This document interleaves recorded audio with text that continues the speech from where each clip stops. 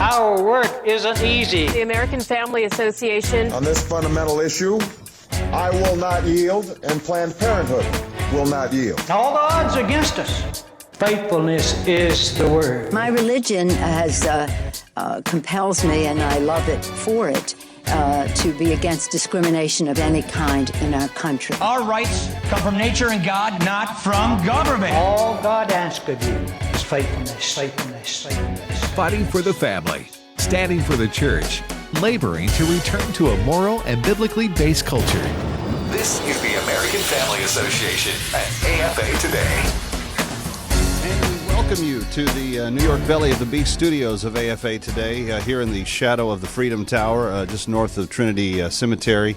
And a reminder each day of just what the cost and the price of our freedoms sometimes are in this country. Kevin McCullough, my name, and glad you're with us. Always glad to have you here as we try to weave through the stuff of today, but try to do it in a way that obliterates the confusion associated with it, amplifies truth, and then pursues clarity together.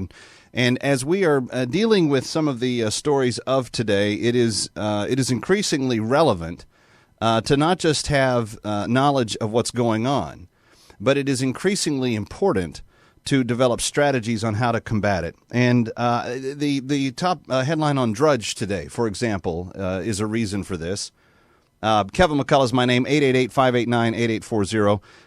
The front page story coming from the London Telegraph, top headline, aborted babies incinerated in order to heat UK hospitals.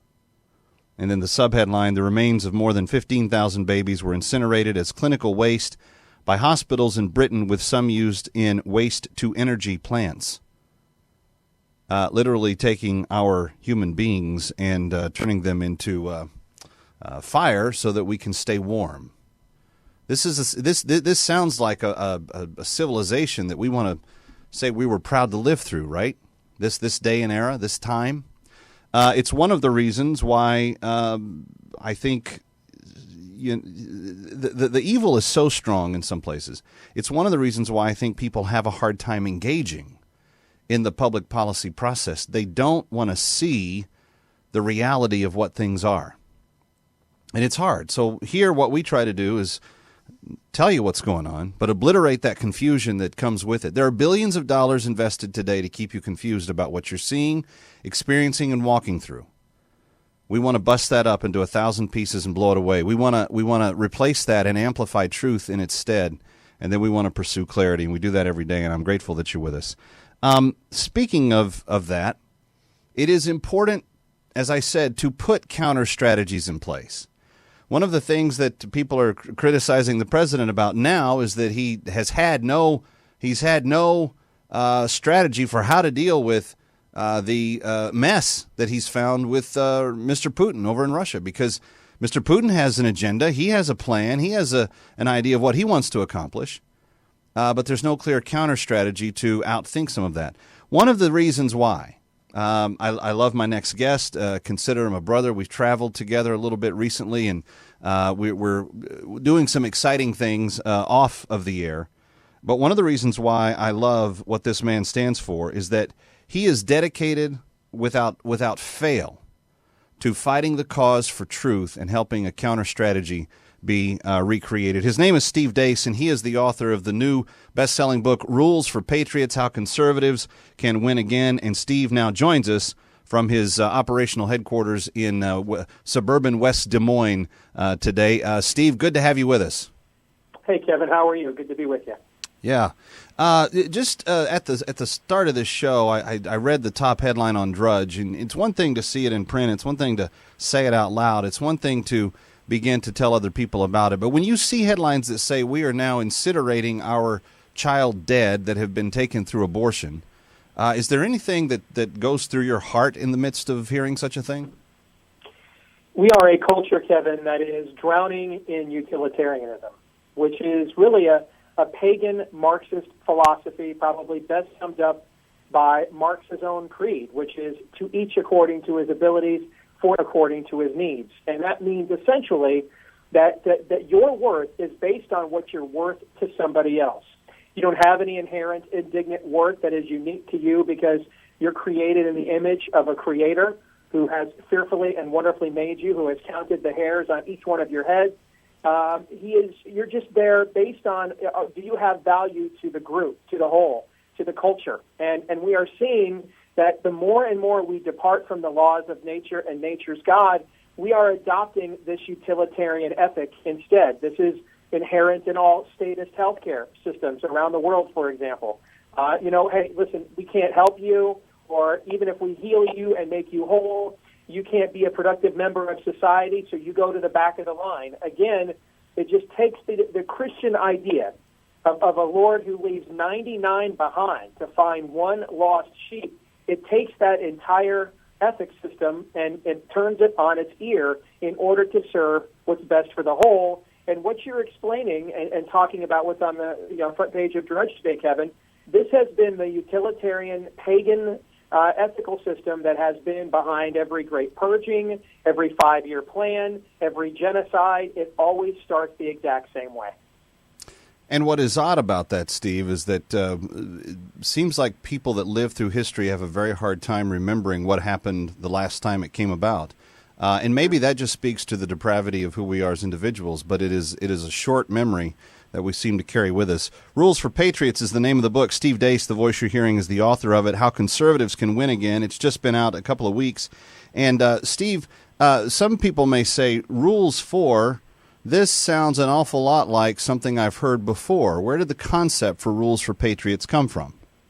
Well, if you look at how the left has conducted what I call mobocracy tactics so well, it was really birthed in Saul Alinsky's infamous Rules for Radicals. And it's really been the playbook of the modern left, which is different than liberals. David Horowitz wrote a great book in the 1990s called Radical Son, which talked about his transformation from being a 1960s style radical weatherman, basically an Obama type, and how he became a conservative. And one of the things he talks about is in the counterculture, the old liberals, out of the New Deal, the idea that government ought to do for people what they can't do for themselves, and that traditional right of center and left of center argument we've had as a country since the dawn of our Constitution that the agenda accurately portrays, that has been tossed aside. And now what we're dealing with here are real leftists. These are social reconstructionists. These are neo-Marxists. These are true and pure statists. And they have followed Saul Alinsky's Rules for Radicals right down to the last syllable, and they've done it to take control of almost every cultural enclave in America. And what we felt we needed, Kevin, is, so many people and guys like you and I get to interview all these big names that have written all these great books about why liberals are wrong, why Marxism fails, why people should believe in conservatism or Christianity instead. But no one's ever really written a book about how to do what we believe. David Limbaugh talks about this in his foreword. He says, I've had people come to me after they hear me speak about one of my best-selling books, and they'll say to me, well, what do we do next? And David says, well, I'll tell them, stand up for what you believe. And then they'll ask me, well, what does that look like? And he's like, I don't know, but we should do it, And I wanted to write a book. How do we actually do this? What would this look like in the real world? Yeah. Well, congratulations on getting it done. What I'd like to do, and friends, if you're listening and you're thinking, hey, this sounds good, and probably this is something I've been looking for the last 20 years, dial us up, 888-589-8840. I'd love for Steve to be able to interact with you directly and give you some counsel and advice on exactly what types of strategies maybe you can implement on things that are affecting you in your local portion of the country. Maybe there's something that you're facing. But we're going to talk with Steve for the majority of this hour. Rules for Patriots, the name of the book, subtitled How Conservatives Can Win Again. And Steve, that's a big assumption in the subtitle. There are a lot of people, even Bible-believing people, that look at the end of the book and say, hey, it's all done. I mean, the good guys in the earthly realm, we kind of go downhill at the end. It gets really, really bad. Do you believe that there is a conservative resurgence that is still viable? What I believe is that the principles that this country upon are founded on the laws of nature and nature's God. This is how the planet works, even in its sinful, fallen state. This is how the planet works if we work it. And then I also believe that we are to occupy until he comes, that we are not allowed to take the talents that are given to us and say, hey, we know this world is a cruel and wicked and vicious taskmaster, so we took our talents rather than risk persecution, rather than risk ridicule. We took those talents and we hid them rather than investing them and giving the master a return on the talent and investment that he made in us. I don't believe that is an option for us. So whether this is the terminal generation of humanity or we will go on for thousands of more years until the Lord returns, we still have the exact same calling we had since the day he ascended, Kevin, and that is to preach the gospel, to live out the gospel, and to disciple the nations. All right. 888-589-8840 is the number, 888-589-8840. Rules for Patriots, how conservatives can win again. Steve Deace is my guest. He is heard on many of these stations every weeknight, and there's an opportunity for you to have kind of unfiltered access to him right now. We're going to talk about what his book includes in it, but I'm not going to give you all of it because I want you to go out and get a copy of this. This is that important. Steve, I kind of like the way you did but didn't answer my question.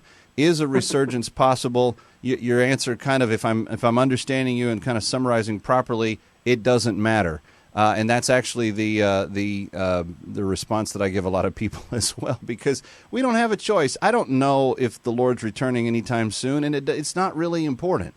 What we're told as people who follow and serve him is we're supposed to be faithful up until that end. And I'm grateful that you're not making false promises, but you're also saying, hey, it doesn't really matter. We gotta roll up the sleeves. We gotta stay engaged. And I guess the flip side of that, Steve, is this: there are people, particularly among evangelicals and some in the conservative movement at large, but that would say, we probably aren't going to make it through.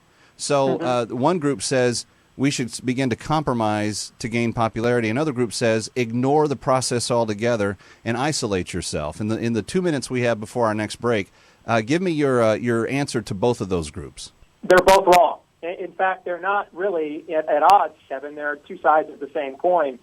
And that is, again, they are interpreting what their calling as Christians are by what they see happening in the world.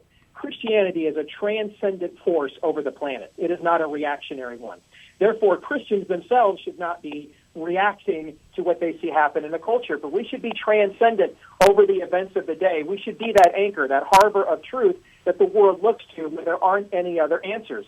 And I look at the way that St. Paul interacted with his culture. He's probably the closest we have to American freedom in the New Testament. He was maybe one of the few people that could walk into every synagogue in the world, but also roam freely throughout the Roman Empire as a free citizen.